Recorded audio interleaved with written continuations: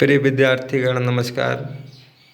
प्रिय विद्यार्थीगण, मैं आपके लिए आज कक्षा 9 का पाठ 5 मैथिली शरण गुप्त द्वारा लिखा हुआ पंचवटी लेकर आया हूँ, जिसे आप भली भांति समझेंगे और अध्ययन करेंगे। मुझे आशा है कि आप अपनी कॉपी को खोल करके सामने बैठे हुए होंगे। तो बिना समय व्यतीत किए हुए चलते हैं पाठ 5 मैथिली शरण गुप्त जी का जीवन परिचय थोड़ा सा पढ़ लेते हैं। उसके बाद इनके रचनाओं को पढ़ते हैं। राष्ट्र कवि मैथिली शरण गुप्त का जन्म 1886 ईस्वी में चिरगांव झांसी में हुआ था। इनके पिता सेठ रामचरण जी राम भक्त और काव्य प्रेमी थे। चलिए अब इसी के साथ इनके पदों को पढ़ करके अर्थों को जानते हैं। मैथिली शरण गुप्त द्वारा लिखा हुआ यह पद पंचवटी बहुत ही सुंदर पद है। चलते हैं पंचवटी को पढ़ते हैं। और पंचवटी को पढ़ाने से पहले मेरे प्यारे विद्यार्थी, मैं आपको बता देना चाहता हूँ कि यह पंचवटी राम और लक्ष्मण जी द्वारा वन में जब चले गए थे, तो वे वन में जब श्री राम सोते थे तो उनकी रखवाली करते थे। उसी का वर्णन यहाँ महान कवि मैथिली शरण गुप्त जी ने किया है और बहुत ही सुंदर अक्षरों में किया है। तो चलते हैं इनके द्वारा लिखी हुई कविता को पढ़ करके अर्थों को जानते हैं। चलिए तो मेरे प्यारे विद्यार्थी स्टार्ट करते हैं। चारु चंद्र की चंचल किरणें खेल रही थी जल थल में, स्वच्छ चांदनी बिछी हुई थी अवनी और नव अंबर तल में। पुलक प्रकट करती है धरती हरित तृण की नोकों से, मानो झूम रहे हैं तरु भी मंद पवन के झोंकों से। क्या गजब की बात है, क्या गजब का पाठ है। तो देखते हैं। चार चंद की चंचल किरणें खेल रही हैं जल थल में। चार माने होता है स्वच्छ, चंद्र माने होता है चंद्रमा की चंचल किरणें खेल रही थी जल थल में। जल और थल में मानो खेल रही हो। स्वच्छ चांदनी बिछी हुई थी, स्वच्छ चांदनी बिछी हुई है अवनी, स्वच्छ चांदनी बिछी हुई है अवनी और अंबर तल में। स्वच्छ चांदनी यानी चंद्रमा का स्वच्छ प्रकाश पृथ्वी पर और अंबर आकाश में ऐसा फैला हुआ है जैसा लग रहा है कि बिछा हुआ है। पुलक प्रकट करती है धरती अपनी प्रसन्नता प्रकट करती है। पुलक माने होता है प्रसन्नता प्रकट करती है हरित तृण की नोकों से। हरित माने होता है हरे, तृण माने होता है तिनके की नोकों से। उनकी नोकों से अपने पुलक अपने प्रेम को प्रदर्शित करती है। मानो झूम रहे हैं तरु भी मंद पवन के झोंकों से। मानो ऐसा लग रहा है कि तरु भी वृक्ष भी झूम रहे हैं मंद पवन के झोंकों से, मंद हवा के झोंकों से वृक्ष भी झूम रहे हैं। अगला पद को हम लोग देखते हैं। पद संख्या 2 बहुत ही सुंदर पद है। पंचवटी की छाया में है सुंदर पर्ण कुटीर बना, उसके सम्मुख स्वच्छ शिला पर धीर वीर निर्भीक मना। जाग रहा है यह कौन धनुर्धर जबकि भुवन भर सोता है, भोगी कुसुमायुध योगी सा बना दृष्टिगत होता है। चलते मेरे प्यारे विद्यार्थी इसके अर्थों को जल्दी से समझते हैं। पंचवटी की छाया में सुंदर पर्ण कुटीर बना। पंचवटी का मतलब होता है 5 वाटिकाओं से बना हुआ 5 वृक्षों से बना हुआ एक समूह, और उसकी छाया में एक पत्ते की सुंदर कुटिया बनी हुई है और उसके सम्मुख सामने बैठे हुए एक स्वच्छ शिला पर, सुंदर से पत्थर पर बैठे हुए, शिला पर बैठे हुए धीर वीर निर्भीक मना। कोई धीर और वीर अर्थात लक्ष्मण जी बैठे हुए हैं। जाग रहा है यह कौन धनुर्धर जबकि भुवन भर सोता है। लेखक कह रहा है कि यह भला कौन सा धनुर्धर है, कौन सा धनुषधारी है जो रात्रि में अभी जाग रहा है जबकि भुवन भर सोता है, पूरा संसार सो रहा है। भोगी कुसुमायुध योगी सा बना दृष्टिगत होता है। यह कौन सा ऐसा प्रण ले लिया है कैसा कि रात्रि भर यह जाग रहा है। भोगी कुसुमा युद्ध योगी सा बना, योगी सा यह बना हुआ है। और कौन सा कुसुम का युद्ध यह भोग रहा है, बना दृष्टिगत होता है। योगी सा बना हुआ या यहाँ बैठा हुआ है। अर्थात मेरे प्यारे विद्यार्थी, पंचवटी की छाया में सुंदर पत्ते की कुटिया बनी हुई है, उसके सामने स्वच्छ शिला पर लक्ष्मण जी बैठे हुए हैं और जाग रहे हैं, जिसको देख करके, जबकि पूरा संसार सो रहा है, जिसको देख करके लेखक कह रहा है कि ऐसा कुसुम जैसे शरीर वाला, कुसुम फूलों जैसे शरीर वाला व्यक्ति भोगी बन करके यहाँ योगी सा बैठा हुआ है। भला ऐसा क्यों बैठा हुआ है, यह लेखक स्वयं में एक प्रश्न भी कर रहा है और आपको बतला भी रहा है। अगले पद में देखते हैं, इसका वर्णन किया गया है पद नंबर 3 पर। किस व्रत में है व्रती वीर, यह निद्रा का यो त्याग किए। राजभोग के योग्य विपिन में बैठा आज विराग लिए। बना हुआ है प्रहरी जिसका, उस कुटीर में क्या धन है। जिसकी रक्षा में जिसकी रक्षा में रत इसका तन है, मन है, जीवन है। चलते हैं मेरे प्यारे विद्यार्थी, इसके अर्थों को देखते हैं। किस व्रत में है व्रती वीर, लेखक कहता है कि किस व्रत को धारण किया हुआ है यह वीर, यह लक्ष्मण जी को संबोधित करते हुए लेखक कह रहा है कि भला किस व्रत में है यह व्रती वीर, यह वीर किस व्रत को धारण किया हुआ है कि यो निद्रा का यो त्याग की, इस प्रकार अपनी नींद का त्याग कर दिया है और रात्रि भर बैठ कर के यहाँ उस कुटी की रखवाली कर रहा है। राज भोग के योग्य विपिन में बैठा आज विराग लिए। यह तो राज को भोगने के योग्य है, यह जो आज बैठा हुआ है यह राज भोगने के योग्य है। लेकिन विपिन में आज बैठा विराग लिए, आज विपिन में जंगल में, विपिन मीन्स होता है जंगल, तो आज जंगल में बैठा हुआ है विराग लिए। कौन सा प्रण लिए हुए आज जंगल में बैठा हुआ है। बना हुआ है प्रहरी जिसका, उस कुटीर में क्या धन है। जिसका प्रहरी बना हुआ है प्रहरी जिसका यह रक्षक बना हुआ है, पहरेदार बना हुआ है। भला उस कुटिया में, उस पंचवटी की कुटिया में, उस पत्ते की कुटिया में क्या धन है, क्या ऐसा धन है जिसका यह प्रहरी बना हुआ है। जिसकी रक्षा में इसका रत तन है, जिसकी रक्षा में रत इसका तन है, मन है, जीवन है। जिसकी रक्षा में, रत माने लगा हुआ, इसका तन है, इसका शरीर है, मन है और इसका जीवन है। अर्थात लक्ष्मण जी को संबोधित करते हुए कह रहा है कि लक्ष्मण जी आखिर किस व्रत को धारण किए हुए हैं कि अपनी निद्रा को त्याग दिए हैं और राजभोग के योग्य हैं, लेकिन जंगल में बैठ करके आज विराग लिए हुए हैं। भला उस कुटिया में क्या धन है जिसका वो प्रहरी बनकर यहाँ बैठे हुए हैं, और जिसकी रक्षा में लगा हुआ इनका मन, जीवन, इनका शरीर, इनका मन और पूरा जीवन लगा हुआ है। आखिर उस कुटिया में क्या धन है। चलते हैं अगले पद को पढ़ते हैं। मर्त्यलोक मालिनी मेटने स्वामी संग जो आई है। 3 लोक की लक्ष्मी ने यह कुटी आज अपनाई है। वीर वंश की लाज यही है, फिर क्यों वीर न हो प्रहरी। विजन देश है निशाशेष है, निशाचरी महाशया ठहरी। मृत्यलोक मालिनी मेटने स्वामी संग जो आई है।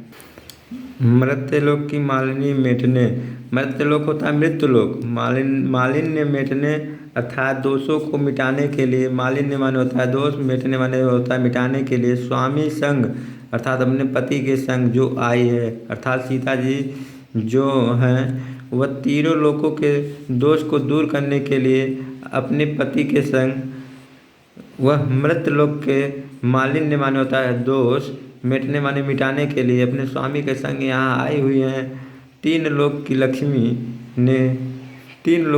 ने आज यह कुटी अपनाई है। 3 लोक की यह लक्ष्मी है, अर्थात सीता जी तीनों लोगों की लक्ष्मी है जिन्होंने आज यह कुटियाँ अपनाई है। इसलिए वीर वंश की लाज यही है, वीरों की वंशों की यही लाज्या हैं। फिर क्यों न वीर हो प्रहरी, फिर भला इसके पहरेदार वीर क्यों न हो।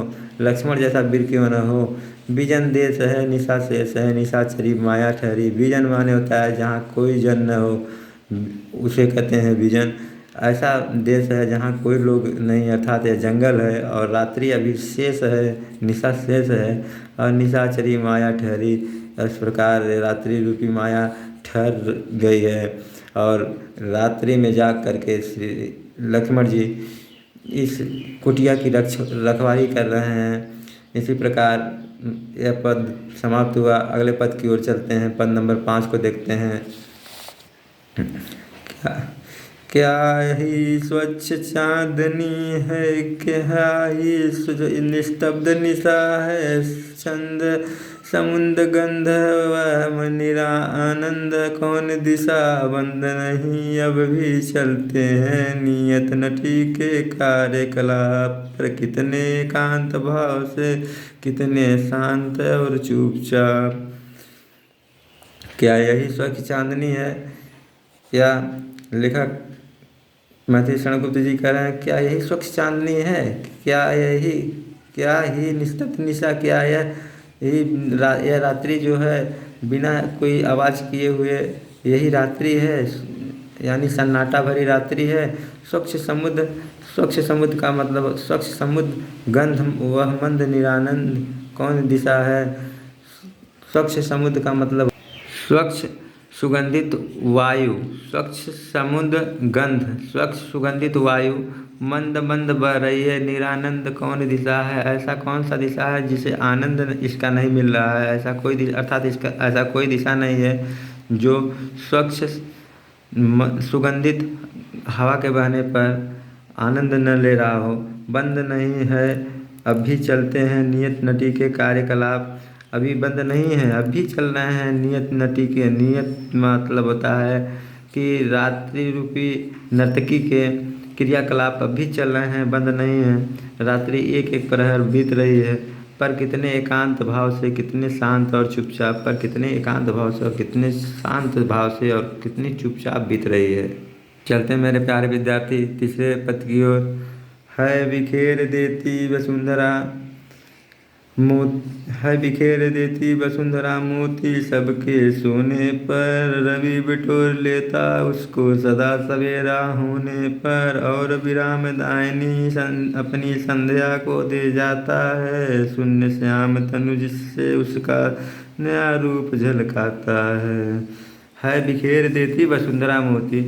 सुबह होने पर वसुंधरा का अर्थात धरती होता है, धरती क्या करती है, मोती ये बिखेर देती है, यानी कि वो उसके कण धरती पर बिखरे हुए दिखाई देते हैं। जिस सबके सोने पर, सब जब सो जाते हैं तो रात्रि में क्या होती है, वसुंधरा यानी धरती बिखेर देती है मोती, यानी वो उसके कण अपने शरीर के ऊपर बिखेर देती है। रवि बिटोर लेता है उसको सदा सवेरा होने पर, और रवि क्या करता है, सूर्य क्या करता है, जब सुबह सवेरा होता है तो उसको बिटोर लिया करता है, अर्थात उसकी गर्मी से वह हवा बन करके, वायु बन करके, वाष्प बन करके वे मोतिये वे ओस के कण उड़ जाया करते हैं।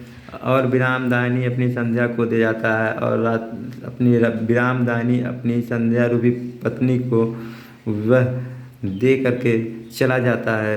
वह मोती अपनी विरामदायनी संध्या रूपी पत्नी को देकर चला जाता है। शून्य श्याम तनु जिससे नया रूप झलकाता है, और शून्य श्याम और रात्रि रूपी जो पत्नी उसकी है, संध्या रूपी पत्नी है, उसका शरीर रात्रि रूपी जो शरीर है वह ताराओं की भांति, रात्रि में ताराओं की भांति झलकता हुआ दिखाई देता है, अर्थात आकाश में ताराएं हमें झलकती हुई दिखाई देते हैं। यानी कवि के कहने का मतलब यह है कि सुबह जब होता है, रात्रि जब होती है तो पृथ्वी मोती यानी ओस के कण बिखेर देती है। जब सब सो जाते हैं तो पृथ्वी ओस के कण बिखेर देती है, और सुबह होने पर रवि सूर्य उसे बिटोर लेता है और अपनी विरामदायनी संध्या को दे जाता है, अपनी विरामदायनी संध्या रूपी पत्नी को दे जाता है, और संध्या रूपी पत्नी उससे श्रृंगार के रूप में धारण करके रात्रि में सितारों रूपी आकाश में तारे के रूप में झलकती हुई दिखाई देती है। अगला पद मेरे प्यारे विद्यार्थी ध्यान से देखते हैं और समझते हैं। सरल तरल जिन तुहिन कणों से हस्ती हर्षित होती है। अति आत्मीयता प्रकृति हमारे साथ उन्हीं से रोती है। अनजानी भूलों पर भी वह अदय से दंड देती है। भूलों को भी बच्चों से सदैव भाव से सेती है। मेरे प्यारे विद्यार्थी, सरल तरल तुहिन कणों से, सरल तरल तुहिन कणों से, छोटे छोटे कणों से, तुहिन माने होता है छोटे छोटे कणों से, ये हस्ती हर्षित होती है। पृथ्वी हंसती है और हर्षित होती है। अति आत्मीयता प्रकृति हमारे साथ उन्हीं से रोती है। और अपनी आत्मीयता को प्रकट करती हुई प्रकृति हमारे साथ उन्हीं से रोती है। ऐसा लगता है वह ओस जो पृथ्वी पर गिरती है, प्रकृति रोती है और उसके आंसू पृथ्वी पर गिरते हैं। अनजानी भूलों पर भी वह अदय से दंड देती है। हम जब अनजानी भूल करते हैं तो वह बिना दया के हमें दंड देती है। अदय बिना दया के दंड देती है। पर बूढ़ों को भी बच्चों सा सदैव भाव से सेती है। पर बूढ़ों को बच्चों जैसा भाव से सेती है, यानी सेवा करती है। अर्थात कहने का अर्थ यह है कि पूरे पंक्ति का भाव यह है कि पृथ्वी पर जो ओस के कण गिरते हैं तो वह छोटे छोटे ओस के कण हंसते हुए भी दिखाई देते हैं। और लक्ष्मण जी सोच रहे हैं कि वे पृथ्वी पर गिरे हुए ओस के कण,